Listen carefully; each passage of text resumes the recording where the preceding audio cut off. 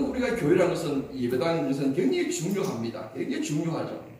그러나 예배당 교회에 나온다고 해가지고 전부 다 구원받는다, 그렇지는 않습니다. 구원이라는 것은 주님과의 만남이에요. 자기 죄를 회개하고 십자가의 보혈의 피공로로 내가 죄사함을 받는 그런 주님과의 만남의 경험이 없으면 구원받지 못합니다. 물론 다는 아니죠. 교회에 나온다 해가지고 나는 구원받았다, 천국 간다, 그렇지 않다는 사실이죠. 그 좋은 자가 바로 가룟 유다입니다. 주님과 함께 동행했지만은 자기의 구원의 문제를 해결하지 못했던 인물입니다. 그래서 결국 이 가룟 유다는 거죠. 자기의 잘못을 깨달아요. 그 마태복음 27장 3절 4절 보면 그죠. 내가 무지한 피를 팔고 죄를 범하였도다. 그 고백해요. 그리고 뉘우치는 그런 말씀이 있습니다. 그러면은 자기가 뉘우쳤더라면은 어떻게 해야 되겠습니까? 주님께로 돌아와야 돼요.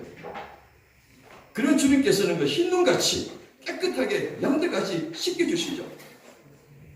그것이 바로 회개예요.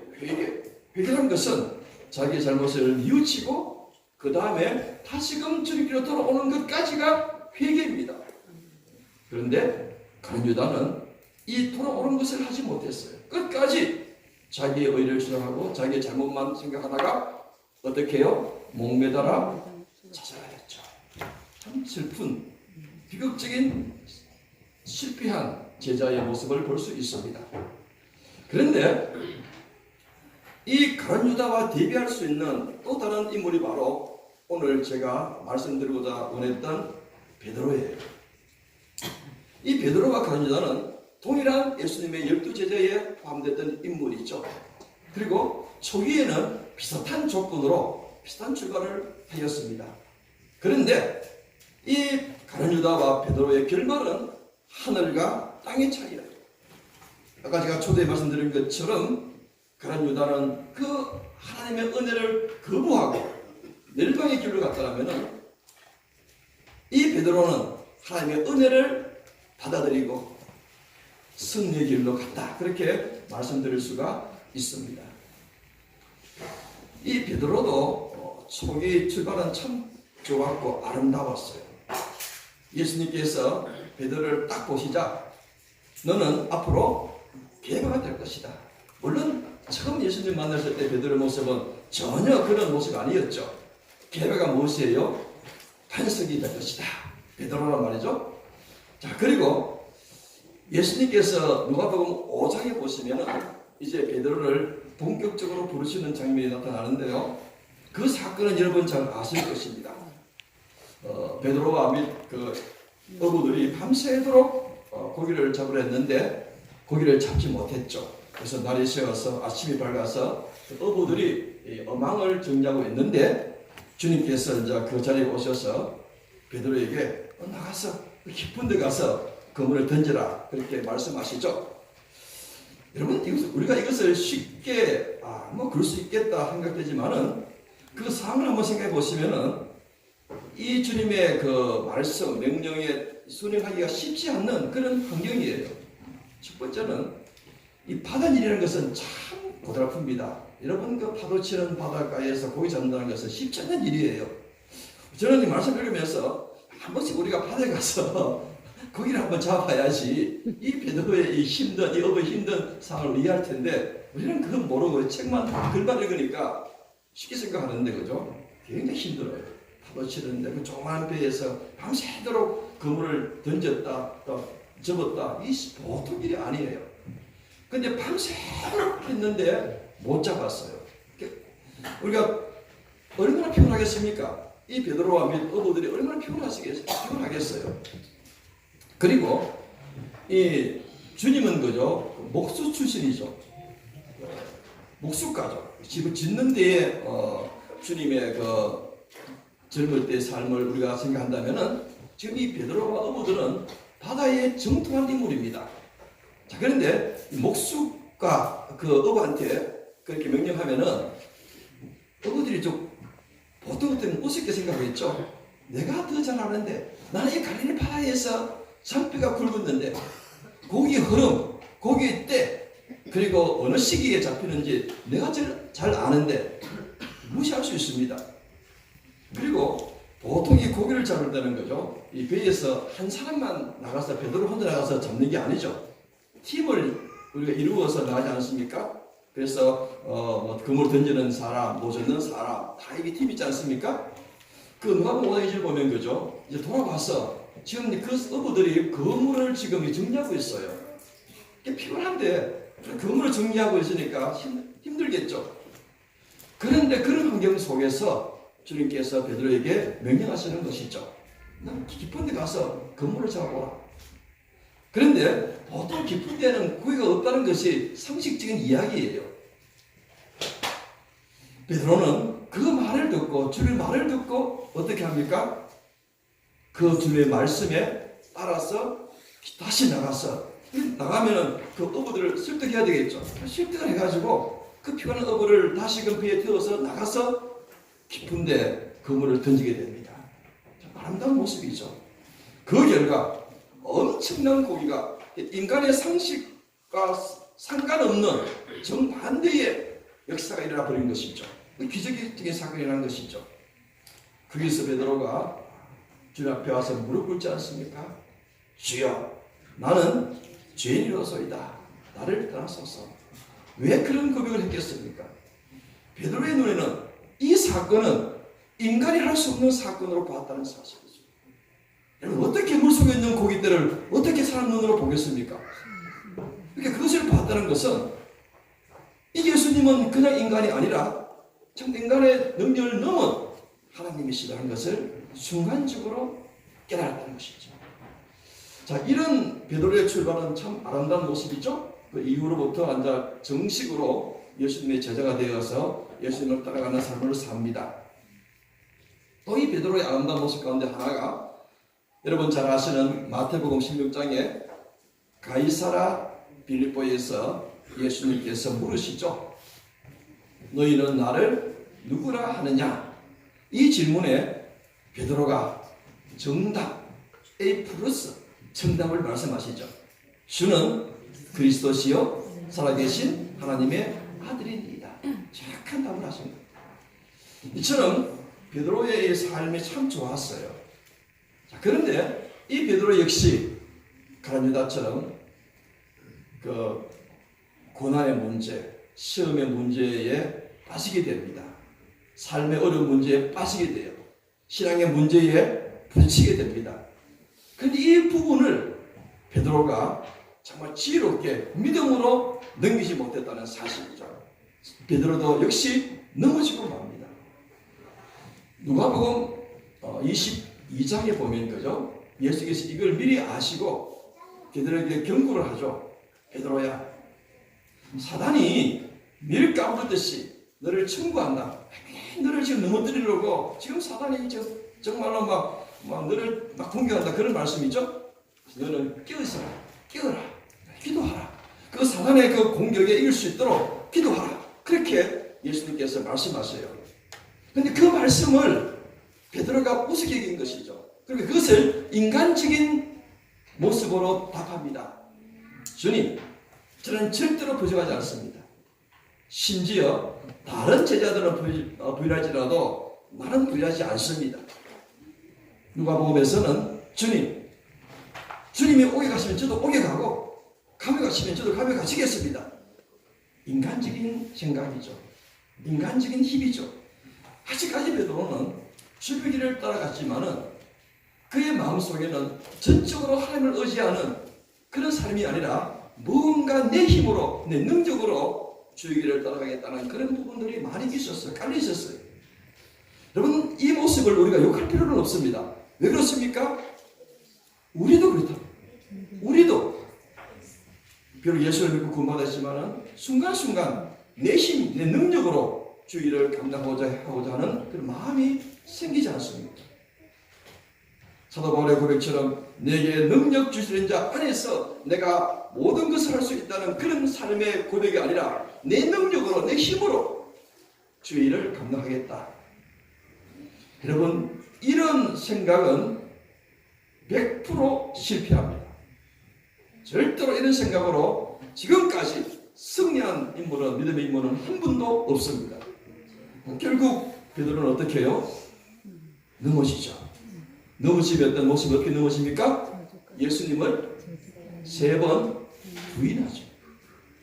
여러분, 그 예수님께서 베드로에게 그렇게 경고하신 후에 예수님께서도 그 십자가를 지시기 위하여서 그냥 올라가셨습니까?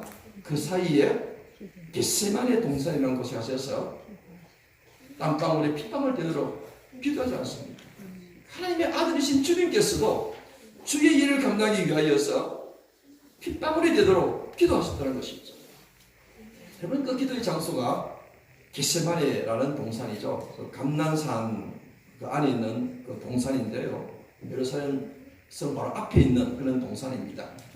그럼 이 겟세마네라는 뜻은 바로 접을 짜는 틀이라는 뜻이에요. 접을 짜는 틀.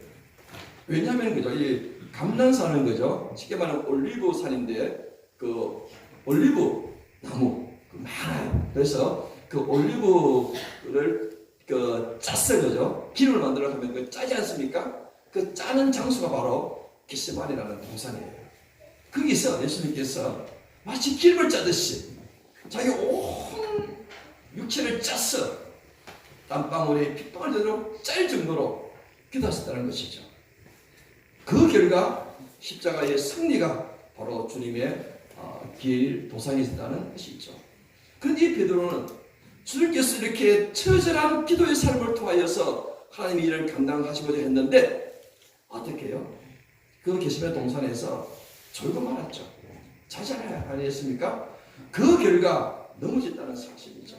오늘 성경 말씀이 바로 그 넘어짐의 장면에 관한 말씀이 기록되어 있는데요. 몇 번 부인하였습니까? 3번.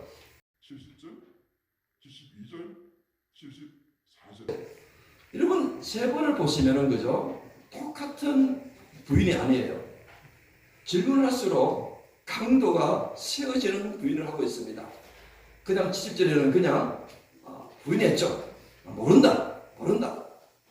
72절에는 부인 앞에 하나 더 붙죠. 명시하여 모른다. 부인했어요. 74절에는 어떻게 되었습니까? 저주하며 명시했다라고 되어 있어요. 저주하며 명시하였다. 여러분, 참 그냥 부인도 쉽지 않는데 저주를 했다. 13년 동안 주님을 따라갔던 그 베드로 입에서 저주가 나왔어요. 왜 저주였습니까? 내가 살기 위해서 내 힘으로, 내 능력으로 내가 하겠다는 그 결과였어요. 우리 예수의 일은, 주님의 사역은 절대로 내 힘으로 할 수 없다는 사실을 보여주시는 것이죠. 자, 그때에 오늘 마태복음 그 75절 말씀은 이제 닭이 울면서 그 예수님께서 내가 3번 부인한다는 말을 깨닫게 되었다. 그래서 통과되었다. 그렇게 설명하고 있는데요. 누가복음에서는 그죠, 요 마태복음 24장과 25절 사이에 또 한 장면을 삽입시킨 것이 있어요. 누가복음 22장 61절 보면 거죠. 제가 저번에 말씀드렸는데 닭이 울 때에 그때에 예수님께서 베드로를 보시다라는 말씀이 딱 이렇게 삽입되어 있어요. 예, 그렇죠. 주께서 돌이켜 베드로를 보시니, 그죠? 베드로가 주의 말씀 오늘 다 울기 전에 내가 3번 나를 부인하리라 하심이 생각났다라는 것이죠. 그래 주님께서 그 베드로가 부인하고 명시에 부인하고 막 저주를 할 때에 딱 보신 것이죠. 저주를 할 때에. 이 저주란 것은 뭐죠? 여러분 아시겠죠? 그 단순한 부인이 아니지 않습니까? 저주란 것은 뭐죠? 딱 보실 것이죠. 자, 그러면은 그 예수님의 그 눈과 마주친 후에 베드로가 말씀이 기억나고 통과하게 됩니다. 회개의 길을 걷게 되는 것이죠. 갈유다와 다른 길을 걷게 된다는 사실이죠.